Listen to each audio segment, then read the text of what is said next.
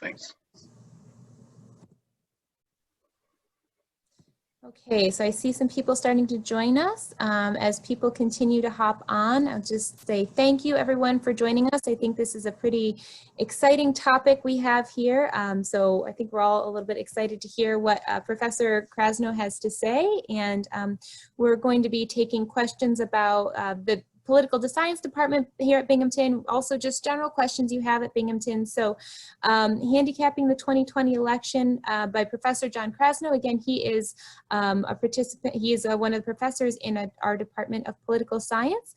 So John, I'll have you take it away, and I'll let our participants know here that we have disabled the chat feature, but any questions you have either relating to the topic or relating to Binghamton or the Political Science Department, you can ask those questions in the Q&A here, and we will be throwing up a couple of polls at the beginning of the lecture and at the end. So feel free to answer those and engage with us as the lecture progresses. And that's all I have to say. So you can take it away, John. First of all, welcome everyone to my side room of my house. I hope you all are enjoying your sojourn. My topic today is handicapping the 2020 election. I'm the poli-sci professor who does current American electoral politics. And so the term this is sort of the thing that I do all the time. And so the term handicapping is a term that comes from sports, and I think from sports betting, which involves predicting the outcome of a contest, right? So Vegas makes odds and things like that.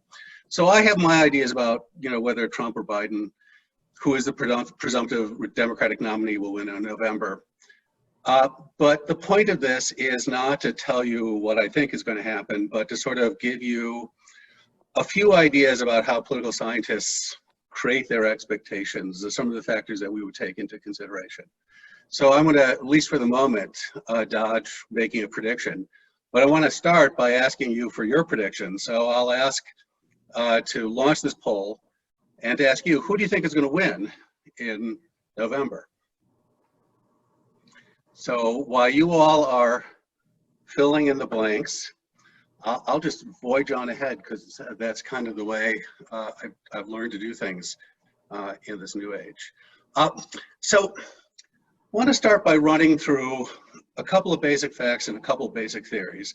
And the first basic fact is that incumbent presidents generally win re-election. That is, if you're elected once, you're usually elected a second time. So I looked this over for this talk just to be sure that I knew what I was talking about. And it turns out I was right. Since 1900, the 1800s don't matter. And to be honest, most of the early part of the 1900s don't matter either. But since 1900, 79% of incumbents who have run for re-election have won. If you take out the 4 vice presidents who didn't win the first time, the number falls to 71%. That's slightly misleading because there are a few people who retired rather than faced re-election when they might not have won again.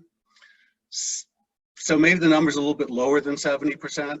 I tend to think of it as like 2-to-1 odds in general, but the global odds favor re-election. So there's that. On the other hand, this runs into something, the explanation for this, or the theory, one of the reasons why this is so, runs into one of the first theories that we learn in poli-sci about why people vote. And one of the reasons that incumbents win again is because they won the first time. And part of the thing that we know is that individuals who voted for Trump are overwhelmingly likely to vote for Trump again. And people who voted for not Trump are overwhelmingly likely to vote for not Trump again. So in the 2020 election, if you voted for Hillary, you're not going to vote for Trump, probably. Overwhelmingly likely. And if you voted for Trump, you probably are going to vote for Trump again, overwhelmingly likely. This is based largely on this argument about party identification, that people identify as Democrats or Republicans, even if they don't necessarily admit it to themselves, they still identify as Democrats and Republicans. So this, what do I mean by overwhelmingly likely? I mean that there's about a 90% probability, right? Probably even higher. It's a little bit harder to, it's a little bit hard to tell because this relies on people's recollection and their account about what they did, and we don't trust people to recall or recount accurately. But the estimates are good estimates. So we know that there's this high degree of stability. So we see this when we look at election results, right? So remember I said we're starting at 1900. Starting in 1900, 15 incumbents, taking away the 4 vice presidents, have run for re-election. A bunch of them were Franklin Roosevelt, who ran for re-election 3 times. Of those 15 re-election races, 7 of them, half of them, were decided within 3 points of the previous election. So, for example, Obama won 53.7% of the 2-party vote in 2008. He won 52% in 2012. And recently, this trend has even become tighter and tighter and tighter. So in 1996, in 2004, and 2012, our last 3 re-election battles were virtual replays of the previous election battle. The incumbent wins re-election with a margin that's within 2% of where they were the previous time. So absent some sort of reordering event, 2020 probably looks a lot like 2016. So on one hand, that's kind of looks like good news for Trump. On the other hand, maybe not, right? Maybe not because he lost nationally by 3 million votes, almost 3 million votes. Maybe not because he benefited because there was disengagement by some key parts of the Democratic base, particularly in some of the swing states. Maybe not because all of the evidence that we have about new voters coming into the electorate and mobilizing since 2016 have been that they are overwhelmingly anti-Trump or anti-Republican. So there's a lot of, all the subsequent developments since 2016 suggest that if we just replay the 2016 election, that might not be a very good thing. So now we're going to head into theory number 2, which is the theory of economic voting. So one of the arguments about why elections just aren't simply the same over and over and over again, right? Why doesn't Obama get the same percentage in 2012 as he got in 2008, is because the economy was different, right? It's the sort of the #1 theory about why election results tend to differ from year to year, from election to election. And the most basic sort of forecasting model here involves 2 sets of variables. One set is about a bunch of different measures of economic performance, and another is the sort of baseline of presidential approval. And until recently, right, Trump was doing great, doing pretty well on the first one, economic performance, but he was doing pretty terribly on the second one, which was presidential approval. He had managed to do something that no one had ever managed to do before, which was to be pretty unpopular despite a good economy and despite getting high marks for his management of the economy. So let me run you through a little bit of that data to show you what I mean. So one of the basic measures, I mean, there are lots of different measures, right? But here's a really simple one. There's a group of academics who formed something called the Confidence Board, and they measure consumer confidence through a survey that's done monthly. And so I don't know if you've ever run across this, but this has been in existence for 50 years. Yes, over 50 years.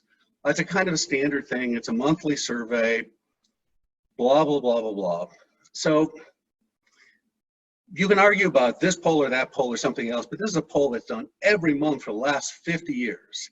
And it's about as basic a measure of economic perceptions as you're going to run into. And the red arrow here shows when Trump takes office. And what you can see is, higher is better. And consumer confidence actually goes up. It goes up, sort of near the end of the Obama administration, but it continues to rise when Trump takes office. And consumer confidence is high during the whole period up until quite recently, obviously, that Trump is in office. And this is actually borne out by polls that said people like how the economy is doing, and they actually give him high marks for his management of the economy. But now here's the next thing, and this is from 538. This is their, 538, the Nate Silver thing. They do this poll averaging function, and what it shows here is that Trump is never, the green line is Trump's approval, and the basic measure, do you approve or disapprove of the job that Donald Trump is doing as president? Some version of that question asked by a bazillion different polling organizations. So the green line shows their sort of smooth average of that poll as asked by a lot of different pollsters. The orange line shows the disapproval number. So he has been, well, he was briefly for like a millisecond not underwater at the beginning. The orange line was lower than the green line, but the green line has never been above 50%. No president in the history of political polling, which goes back to the 1930s, has never been above 50% in our history. Presidents have dipped below 50% lots of times. Obama spent a good chunk of his time in office below 50%. But nobody has ever not gotten above 50%, particularly when they're getting, 55, 60, 65% approval ratings for their management of the economy. So to just sort of rub this in a little bit farther, or to just sort of provide a further contrast, if you look at this green line, if you think about the green line for a second, 538 did something else that's sort of cool. This is Trump's approval rating relative to Obama's approval rating through their time in office, right? He is less popular, just measured by approval, but also measured by disapproval, also measured by net approval than Obama at every single day throughout Obama's term. And that's true pretty much if you look at almost all the previous presidents,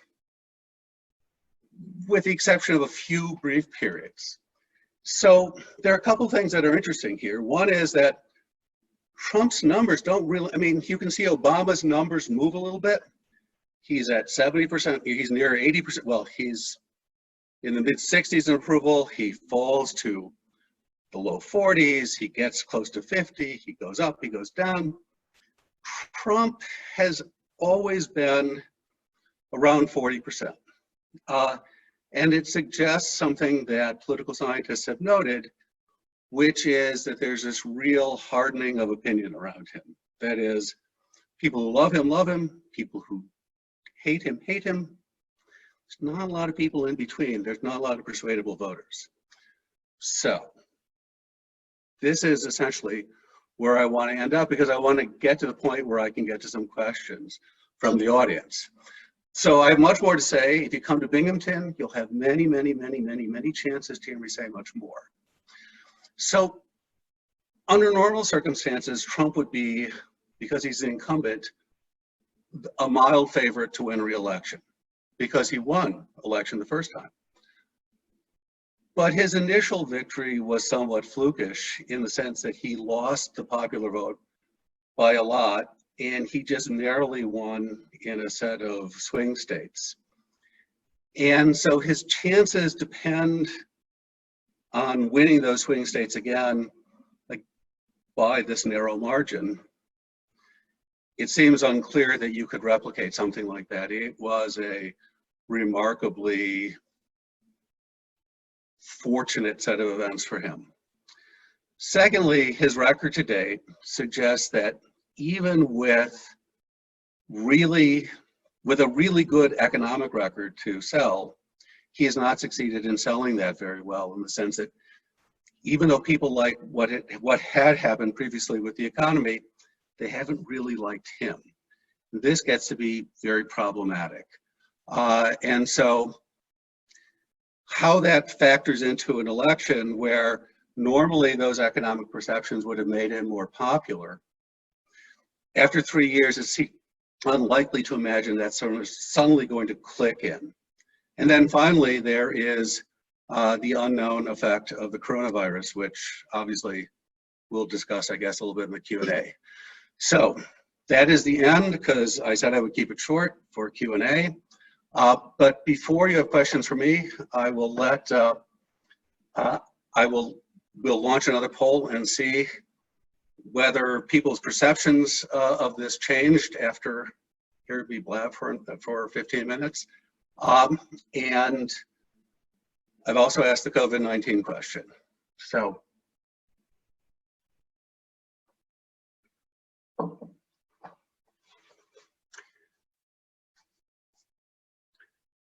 The host and the panelists cannot vote. So I'm going to open it up for questions. As I've explained to our hosts here, I am old and I am nearsighted and I am obstinate and don't wear bifocals, which means that if I'm going to read questions, I would lean in so close that you would see the pores in my forehead, and that is not a good thing. So somebody shout out a question and I will try to answer it. All right, John, can you hear me? Yes, I can. All right, so we've got a question here. Will it come down to independent voters in swing states, or are there just not many independents? So it always comes down to independent voters, and it always comes down to swing states. So there are not that many independents.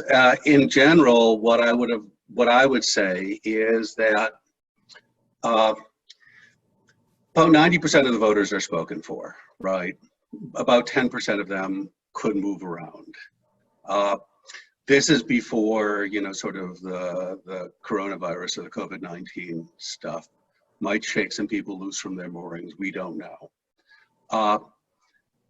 But in general, we're talking about a relatively small group of swing voters. So I'm from Wisconsin, you know, multi-generational family in Wisconsin, which is, you know, one of the key swing states. And, you know, for my family there, it's just like, it's nonstop. I mean, for New Yorkers, it's hard to imagine what this is like, but no one cares what we think because of the Electoral College, which if you come to Binghamton, you'll get to hear me fulminate against sort of nonstop. But in Wisconsin, you know, if you tell a pollster you're not sure who you're thinking, who you support, or if you're a registered independent or something like that, people will come to your door and bug you endlessly because that kind of stuff is so important. But the other thing about Wisconsin that's important to understand is that it's going to be super important for both sides to mobilize their voters, right? So even in Wisconsin, you know, 40% of the electorate didn't vote in 2016. And getting more of that non-voting electorate out is going to be fundamentally important. And so there are plenty of voters for both sides to find and to get out. They're not swing voters, they're just non-voters. So it's a combination of both things. Thank you. Here's another one here. How does Bernie Sanders factor into this? People were thinking maybe he's still in the race. So you didn't mention him today, you just mentioned Joe Biden. And so why might that be? So look, I mean, here's the fact. Bernie Sanders can't win the nomination. The difference between the Democrats and the Republicans and the way they've managed their nominations is simple. In the Republican side, whoever wins a state, whether it's by one vote or whether it's by 100,000 votes, typically gets all that state's delegates. On the Democratic side, there's proportional allocation of delegates, which means that in order for Bernie to make up the 300 delegate edge that Biden has, he has to win he has to find victories in some of the remaining states that are really large. I mean, he can't win New York State by 100,000 votes in order to gain a lot of votes, gain a lot of delegates in New York State. He has to win New York State by a huge number. He's run out of territory, which is really favorable to him.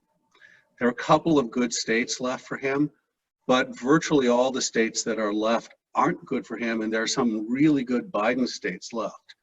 So his odds of winning are basically non-existent.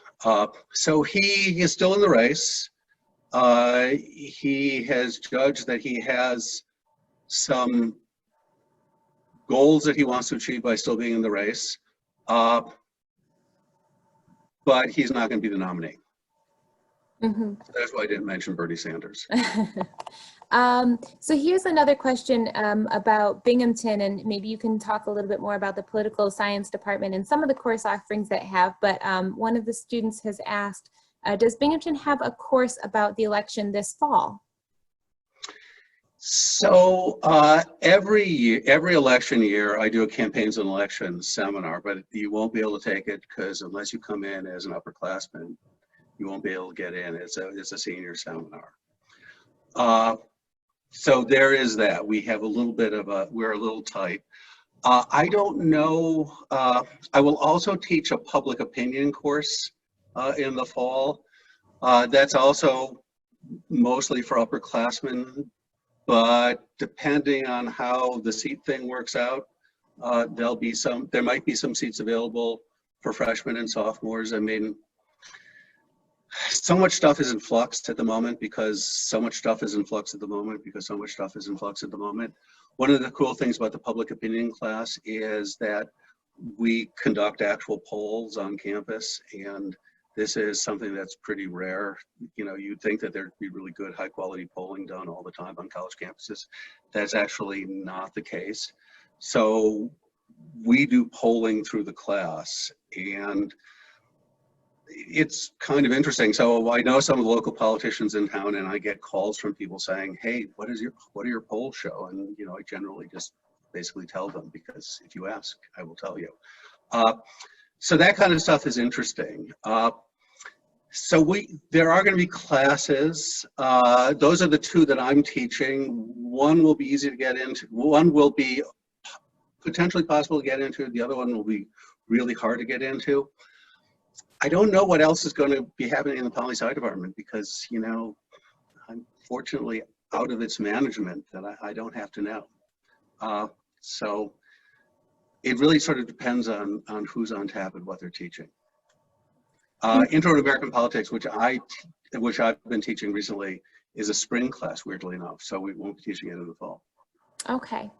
Here's another question kind of about the election in general. Do you think more people will vote this year or less people, considering the coronavirus and the lack of voters last time? So coronavirus is, look, we have no idea what the heck is going to be going on in the fall, right? So if we're all on lockdown again in November, God knows. Assuming we're not on lockdown, turnout is going to be through the roof because turnout has been super high in 2015, 2016, 2017, 2018, 2019. There have been several states had these weird odd year elections. And then of course we had the big congressional midterm election in 2018. And so turnout has been extremely high. We're living in this highly politicized age, which is good for business for me, but it may not be the most comfortable time for people to live in. So I would think that we are going to blow past 2016's turnout rate, which, you know, estimates are really hard to come up with, but probably 58, 59% of the voting eligible population voted for president. We're gonna get over 60%. We'll probably exceed where we were in 2008. Uh, but And, if we can't vote, then that's a right. different story. Right. Well, so here's a follow-up question to that too. How do you, as a poli-sci professor, encourage people to vote? And I know there was a question we received earlier too about how mail-in votes might affect it if that, you know, ended up being the case in November, as it were. Well, first of all, I want to thank you for the question about how do I, as a poli-sci professor, encourage people to vote, because I was hoping someone would ask this question. So back in 2012, one of my recent graduates was working on a local campaign, and he said, Binghamton students voter turnout stinks. What are you going to do about it? Like, what am I going to do about it? So together, we came up with this idea where we thought that it would be cool if the dormitories competed with each other for which dorm could register a higher percentage of its eligible voters to vote locally. I'm not going to chase down voter registrations in Nassau County or Timbuktu, right? I also don't really care about those places. I mean, my view of this is voting locally, you know, it's like think globally, vote locally. That's where people's are going to have their biggest influence. And so in 2012, voter turnout in Binghamton, where it fell everywhere else around the country, all the other college campuses around the country had this huge drop from 2008 to 2012. Ours went up 35%, and then we did the contest again in 2016, and our turnout went up again another 50%. So we've practically doubled turnout on campus. So in the process, Binghamton has made voting on campus for its residents to sort of this gigantic point of emphasis. And so when you come to Binghamton, as I hope you all will, and you go, you know, you do the dorm orientation stuff, there'll be voter registration, you know, information in all of your orientation packets. It's one of the things that I've also participated in, again, the poli-sci department. And there'll be lots of opportunities to get involved in local politics.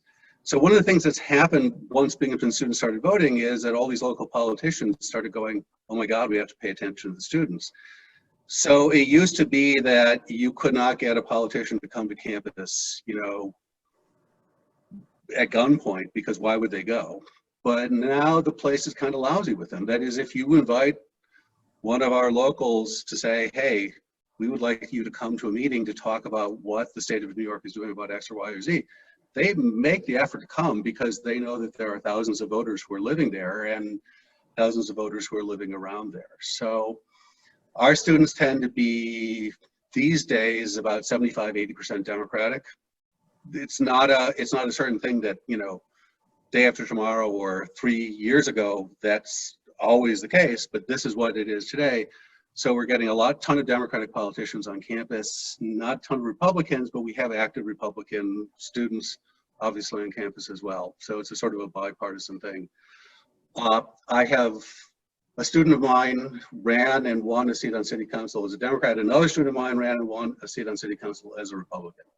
The Republican is still on city council. The Democrat had to retire at the ripe old age of 22 because he was just burnt out. What can I say? So that's the answer to the first question.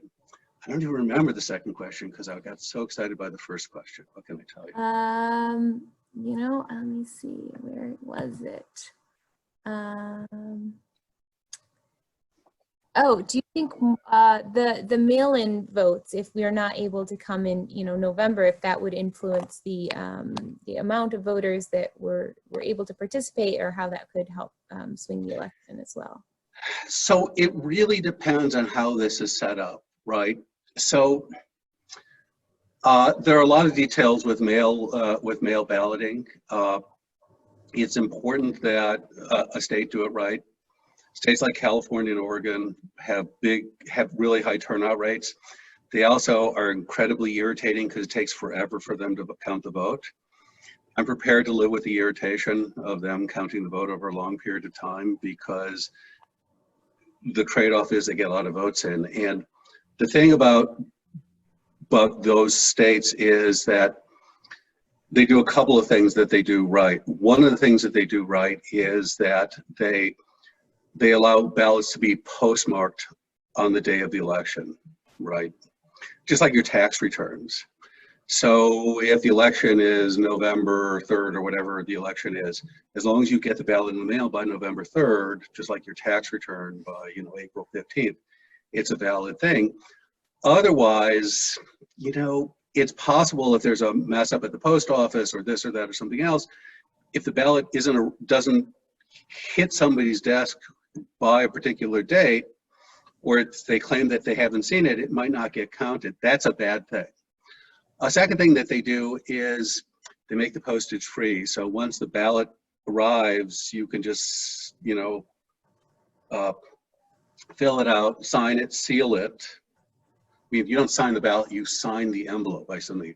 You fill out the ballot, stuff it in the envelope, seal the envelope, sign the envelope, and send it back. You don't have to have postage. That's extremely important, particularly because there's a lot of people who don't really use snail mail anymore, right? People don't necessarily have stamps, and this can be important.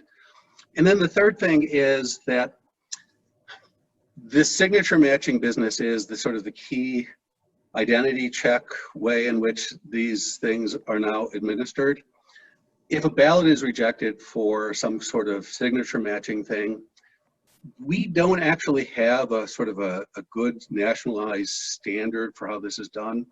And so if a state rejects a ballot for a signature matching issue, as long as the state informs the voter that their ballot has been rejected and they have an opportunity to cure their ballot. There's a fourth thing that I think would be useful, but it's a little different in a general election than in a primary election. In the primary election, California had all of these votes come in weeks before its primary for candidates who ended up not being on the ballot. And so some states allowed voters to essentially rescind their earlier vote and cast a subsequent vote. That's the thing that's sort of lost with early voting and these mail-in voting things. But yeah, I mean, California and Oregon, they have really high turnout rates. So if it's done right, it will work really well and we'll have very high turnout rates. If it's done poorly, we will not have higher turnout rates. Mm-hmm. And then I think we've got a time for a couple more questions here. There are quite a few questions here about whether the COVID-19 situation could lead to states switching from Democratic to Republican or vice versa, perhaps based on the effects that it has on those certain states or not. So what are your thoughts on that? And then a follow-up as well is, and you kind of touched on that, but the younger voter impact given the current situation and how that might be reflected in the elections. So there are two ways to think about something like COVID, and I'm not going to take it at the state level, but I'll take it on the national level and think about it in the context of a president. Bad news is bad news is bad news. When the economy goes in the tank or when people die, and whoever's in charge during that time, that gets blamed on that person, right? So it doesn't matter necessarily that it was Trump's fault or wasn't Trump's fault or it was Obama's fault or it wasn't Obama's fault, blah, blah, blah, blah, blah. It still gets to be something that, attached to them as president. So, for example, one of the things, Obama did not get blamed for the recession that he inherited when he was elected in 2008, but he did get blamed for the recovery not being fast enough in 2012, even though it was faster in the US than it was in virtually any other country in the world. What do you do, right? So there is a problem here. And so no president wants bad news, period. And there are all these news reports that show that Trump is extremely unhappy about the economic news. The stock market has given back all of its gains or this or that or something else. Unemployment rates, are in double digits. in, could be approaching 20% or 30% in a lot of places. These are all really bad things for a president. And it doesn't really matter who you blame or how you blame it. He is going to be there having been in charge of this. And however this works out, right, whether it's his fault or not his fault, we have a lot of history with things like this. This doesn't work out well. On the other hand, there's this category of events called rally around the flag events, where the president gets a short-term bump in cases of national emergency. And in these cases of national emergency, there's this tendency for the public to rally around the person who symbolizes the country, the flag, in this case, the president. So after 9/11, which was a sort of a clear case of governmental failure, paradoxically, what happens? President Bush's approval ratings go from the 40s to the high 80s. That's a big move. So we've seen some of this. If you go back up here, you see some of this already happening with Trump, right? That little move in the green upward and the little move in the orange downward is the sign that he's getting some bump. But it's not actually that much of a bump. So the Post this morning actually had a good story about this, and this was my sort of add-on to this, comparing Trump to Cuomo to Bush. And the Bush thing is not that interesting, but the Cuomo thing is. So what's great about this chart is that it breaks down respondents by party. And this tells you sort of what you need to know about this, which is the hardening of people's attitudes, right? Trump already has sky-high approval ratings among Republicans. So if they like him more, there's barely any room for them to like him more. But what you see here, the sort of the dark gray and the blue line, I'm pointing at my computers if you can see me, is those lines sort of edged up, but only a couple of points. Where in the case of Cuomo, who you'd have thought, like, Republicans in New York probably can't stand him. And in fact, prior to this, they couldn't really stand him. And independents in New York couldn't stand him. Prior to this, he had ratings that looked like Trump's. With independents, much more accepting, much more willing to give him the benefit of the doubt, much more willing to move. Now, look, Cuomo's approval ratings are not going to last forever. They all come down. But what's interesting here is that compared to other leaders, both in this country like Cuomo and abroad, the move that Trump has made has been much, much smaller. So it sort of plays into what we've seen, which is a lot of the stuff is already baked into the cake, right? People who love him. The people who hate him, hate him. And, he could show up at your doorstep with a vaccine and vaccinate your family. It's not clear that this is going to change your opinion one way or another. And so I don't think that Corona is going to help him, because I don't see any possibility that it's going to change the people who don't like him into liking him. But it definitely could hurt him in the sense that, you look at these independents who are still sort of in the mid-30s in their approval of Trump, they could fall off the map. They could decline another 10 or 15 points or more. Democrats could even decline a little bit more, and he could lose some more Republicans, right? Also, to the extent that this just gooses Democratic and independent turnout against Trump, there are really big costs there. So this is a very dangerous thing for him. So how this affects young people, I'm not entirely certain. Politically, what a weird time to be growing up because you can't leave your house. It's a parent's dream or nightmare. I can't really tell you which. So. Yep. And so I guess we'll do one more topic question and then we'll finish with just a couple more general things about Binghamton. Sure. The last topic question is, there have been a bunch of questions asked about this similar topic of how important Biden's VP choice will be to the 2020 election, and what the implications of that may be. So typically VPs don't matter at all, right? I mean, we spend all this time thinking about it, but George Bush nominated Dick Cheney, who was about as uncompelling a figure as you could possibly hope for from a super duper Republican state. Again,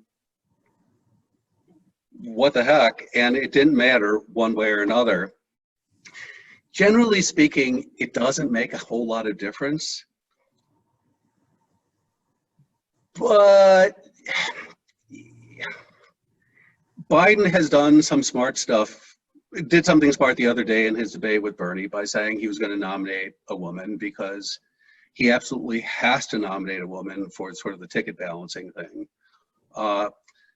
And so I fully expect that he will follow through on that, and I think that that will help. What's different about Biden is that whoever he nominates, and it's going to be his choice and his choice alone, is going to be the front runner for the Democratic nomination in 2024. Because unless Biden discovers some miracle cure for being super old while he's president, it seems hard to imagine that he is going to be a presidential candidate in 2024.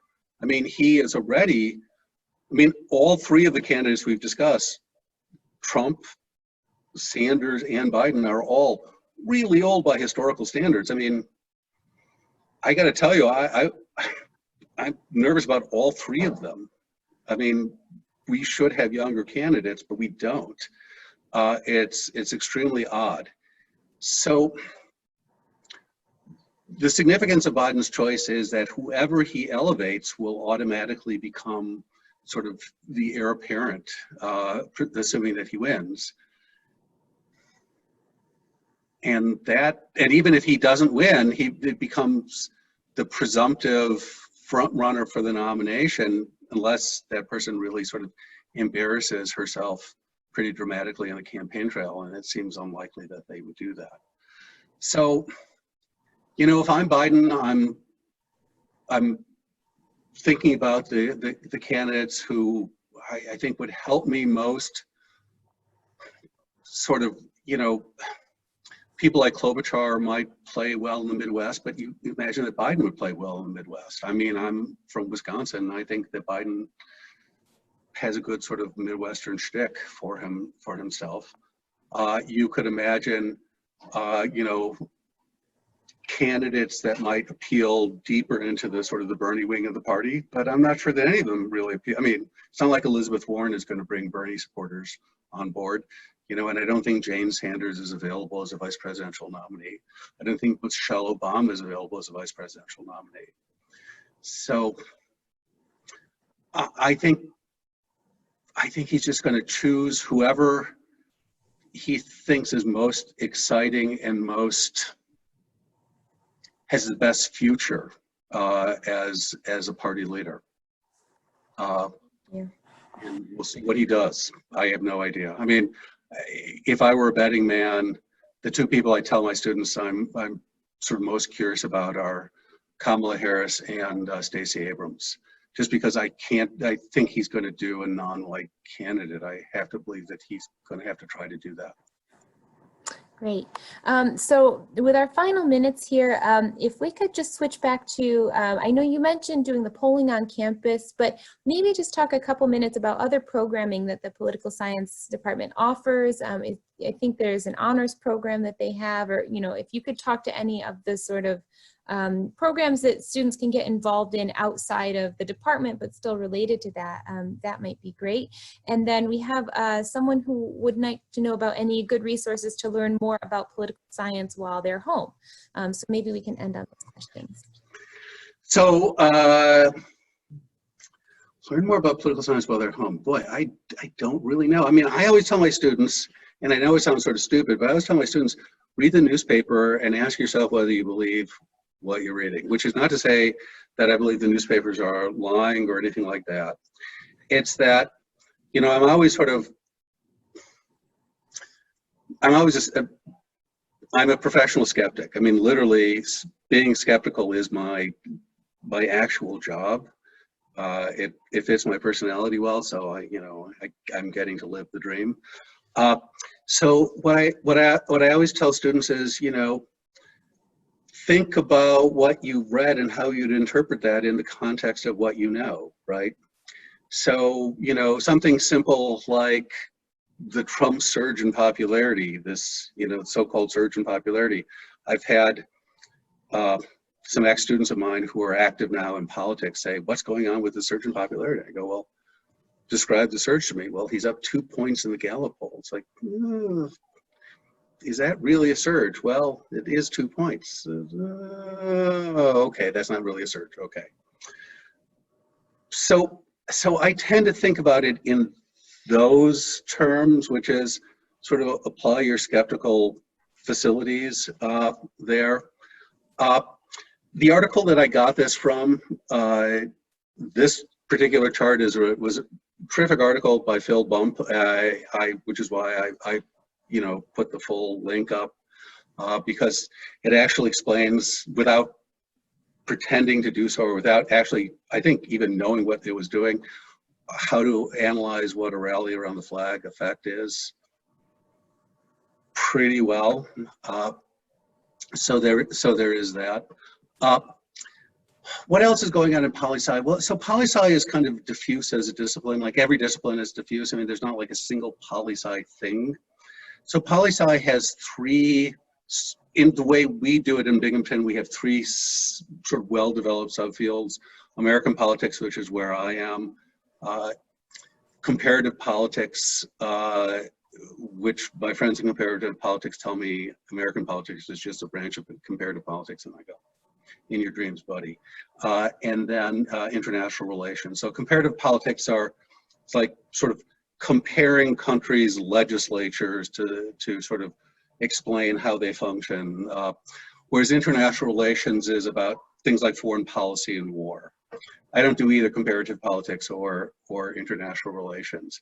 And so the way the major is structured is you do a sample, you take at least one course in each one of our subfields, but then you get an opportunity to take, you know, the rest of your coursework in the subfield of your choice.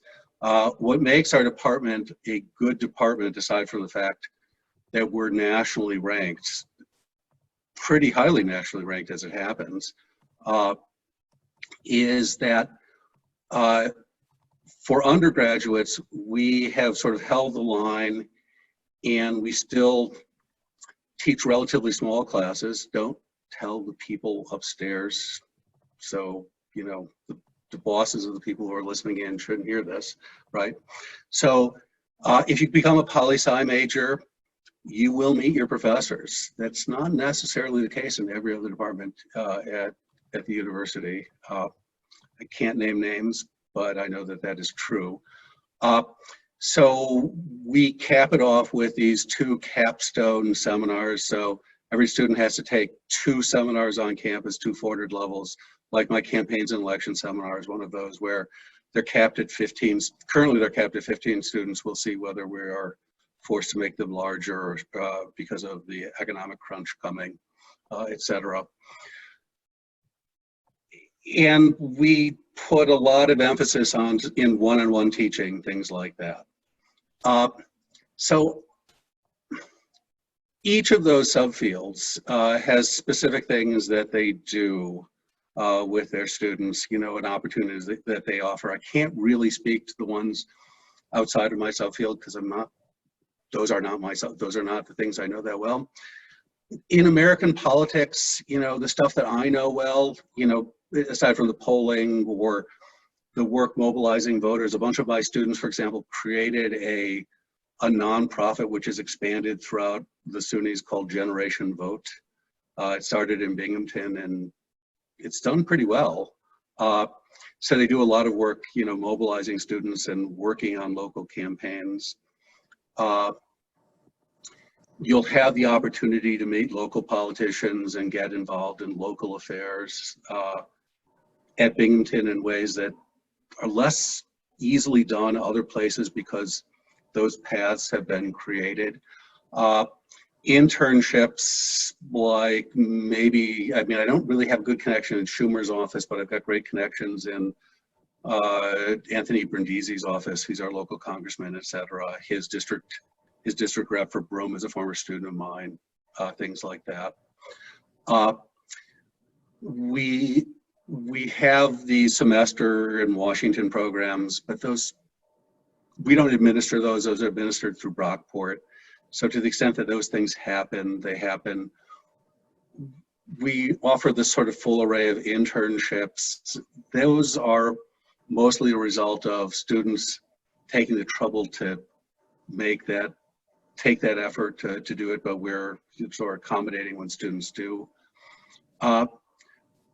Mostly what I say about American politics is, you know, when you get here, if you're interested in doing more, we can find you more to do. So there's also research opportunities, et cetera, et cetera. So I don't know, did I answer the question, or did I answer the question so much? Did I answer the question so much that everyone is left? And, you know, no, I think you did. I think they gave a good overview of, you know, what we can do at Binghamton in terms of, you know, if students are interested in coming and, you know, maybe participating or looking into a poli-sci major. So I really want to thank you for your time. I think there was some really engaging discussion, some great questions that students asked. So thank you again for your time. I think we're going to close it there. And if students have any questions more about Binghamton, you can always email us at admit@binghamton.edu. And I think that we'll end on that. So thanks so much, John, for joining us. And hopefully we'll see you all this fall, right? Got a lot of this great information. Thanks a lot. Bye-bye. Great. Thank you very much. Bye-bye.